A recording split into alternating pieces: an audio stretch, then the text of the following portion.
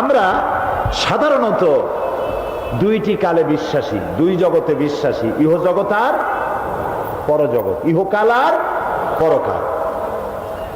আখিরাতের প্রতি ঈমান আনার অর্থই হলো যে মানুষের জন্ম এক বিশেষ উদ্দেশ্যে হয়েছে, সে এক দায়িত্বশীল সত্তা, তাকে এক পূর্ণাঙ্গ জীবন ব্যবস্থা দেওয়া হয়েছে, সে অনুযায়ী তাকে আমল করার দায়িত্ব দেওয়া হয়েছে এবং তা পরিত্যাগ করে ইচ্ছামতো জীবন যাপন করতে পারবে না। এক কথায়, যে ব্যক্তি পড়েছেন লা ইলাহা ইল্লাল্লাহু মুহাম্মাদুর রাসূলুল্লাহ, জোরে পড়েন লা ইলাহা ইল্লাল্লাহু মুহাম্মাদুর রাসূলুল্লাহ, কোন ইলাহ নাই আল্লাহ ছাড়া, উপাস্য নাই, মাবুদ নাই, মুহাম্মদ সাল্লাল্লাহু আলাইহি ওয়াসাল্লাম আল্লাহর রাসূল। এই কথা যারা ঘোষণা করলো তাদের জীবনকে তারা দুইটা ভাগ করতে পারবে না। এক ভাগে আল্লাহর কথা মানবো, আর এক ভাগে নিজের ইচ্ছা মতো চলবো। নামাজ, রোজা, হজ, যাকাত আল্লাহর কথা মতো, অর্থনীতি, সমাজনীতি, রাষ্ট্রনীতি আর একজনের কথা মতো। জীবনকে দ্বিধা বিভক্ত করার কোনো ইখতিয়ার কোনো মুসলমানকে দেওয়া হয় নাই। আর মনে রাখতে হবে, যে ব্যক্তি মুসলমান তাকে কোরআনের আইন মেনে চলতে হবে। এখানে যা হালাল করেছে তাই গ্রহণ করতে হবে, যা হারাম করেছে তা বর্জন করতে হবে, যা আদেশ করেছে তা মানতে হবে, যা নিষেধ করেছে তার থেকে ফিরতে হবে। এই কাজ যারা করে তাদের নাম মুসলমান। জোরে বলেন, তাদের নাম মুসলমান। এর বিপরীত যারা, তাদের পরিচয় হচ্ছে মুনাফিক। এর বিপরীত যারা মুসলমান নামধারী, এর বিপরীত যারা, তাদের পরিচয় কি? মুনাফিক। মানুষের জীবন পরকালের আলোচনা করতে গিয়ে একটা ভূমিকা দেওয়া দরকার, তা না হলে বুঝে আসবে না। মানুষের জীবন মৃত্যুর সাথে সাথে শেষ হয়ে যায় না, মৃত্যুর সাথে আরেকটি জীবন আছে, ওই জীবনে আমাদের সকলকে উঠতে হবে। প্রিয় ভাই সব, মানুষ তো জীবন দিতে পারে, অর্থ দিতে পারে, সব দিতে পারে, কিন্তু নিজের মা বাপের ধর্ম পরিত্যাগ করা মানুষের পক্ষে সহজ না কঠিন? বলেন সবাই, সহজ না কঠিন? নবী করিম সাল্লাল্লাহু আলাইহি ওয়াসাল্লাম যখন ইসলামের দাওয়াত দিলেন, তখন কাফেরেরা নিজেদের বাপ মায়ের 14 গোষ্ঠীর ধর্ম পরিত্যাগ করে ইসলামে এসেছিলেন। এটা কি রাসূল জাদু করেছিলেন?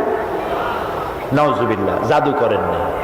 তিনি তাদেরকে এই কথাটা বুঝাতে সক্ষম হয়েছিলেন যে এই জীবন শেষ নয়, তোমাদের সকলের মৃত্যু হবে, আমরা সবাই মরে যাব, এই মৃত্যুর পর আরেকটা জীবন আসবে, ওই জীবনে এই জীবনের প্রত্যেকটি কাজ এবং কথার হিসাব আল্লাহর দরবারে দিতে হবে। এই কথা বুঝাতে রাসূল সক্ষম হয়েছিলেন। সুবহানাল্লাহ।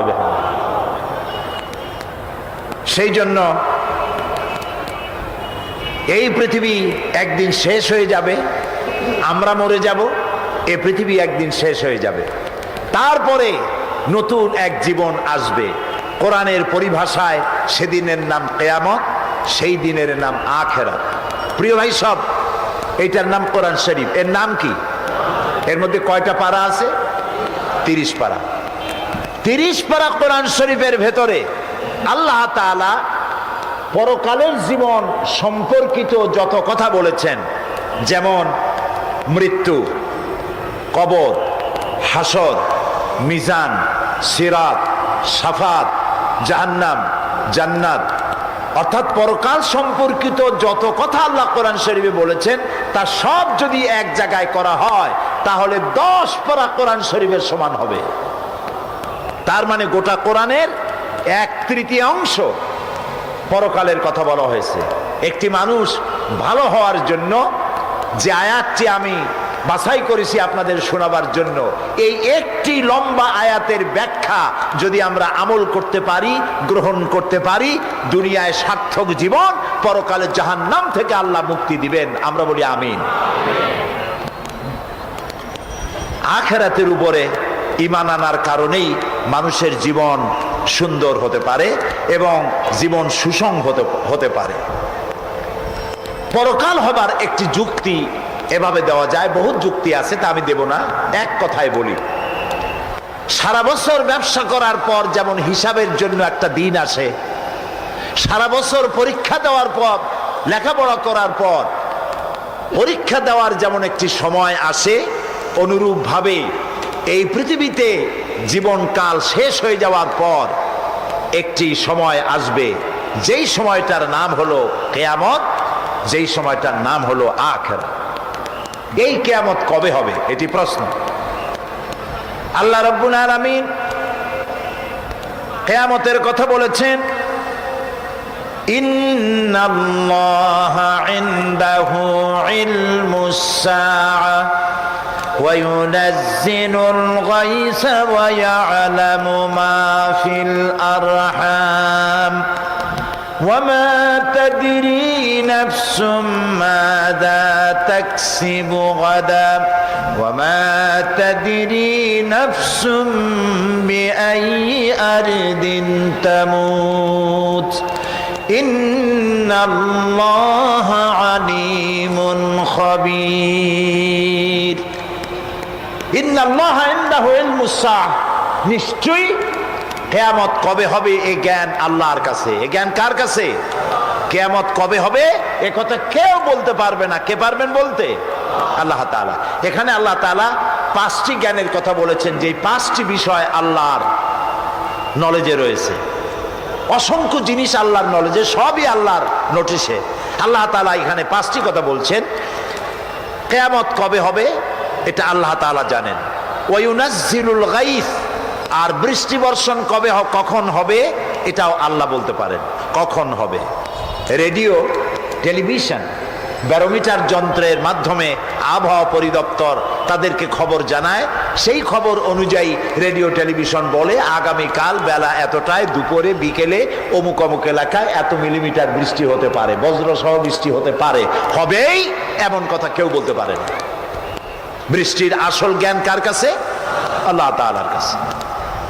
ওয়া ইয়ালামু মা ফিল আরহাম, আর মায়ের পেটে কি আছে সেটা কে জানে? আল্লাহ তাআলা জানে। এখানে কেউ কেউ আবার একটুখানি বিভ্রান্তির মধ্যে পড়ে গেছেন। কেউ কেউ বলেন, প্রশ্ন করেছেন, ওয়া ইয়ালামু মা ফিল আরহাম, মায়ের পেটে কি আছে জানে আল্লাহ, কিন্তু ডাক্তাররাও তো জানে। ডাক্তাররাও বলে দিতে পারে যে মায়ের পেটের মধ্যে ছেলে আছে না মেয়ে আছে। বিষয়টা কিন্তু তা না।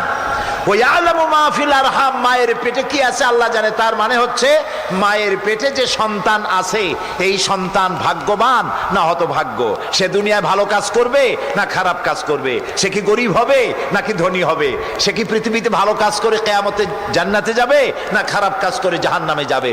তার জীবনের সব কিছু জানতে পারেন একমাত্র কে জানে? আল্লাহ রাব্বুল আলামিন। ওয়া মা তাদরি নাফসুম মাযা তাকসিবু গাদা, আর কেউ জানে না আগামীকাল সে কি কামাই করবে। ওয়া মা তাদরি নাফসুম বিআইয়ি আরদিন তামুত, আর কেউ জানে না, কোন নফস জানে না কোন দেশে, কোন মাঠে, কখন, কোথায় তার মৃত্যু হবে, কেউ জানে না। ইন্নাল্লাহা আলিমুন খাবীর, এ সব কিছুই একমাত্র আল্লাহ তাআলা পরিজ্ঞাত, তিনি সব জানেন।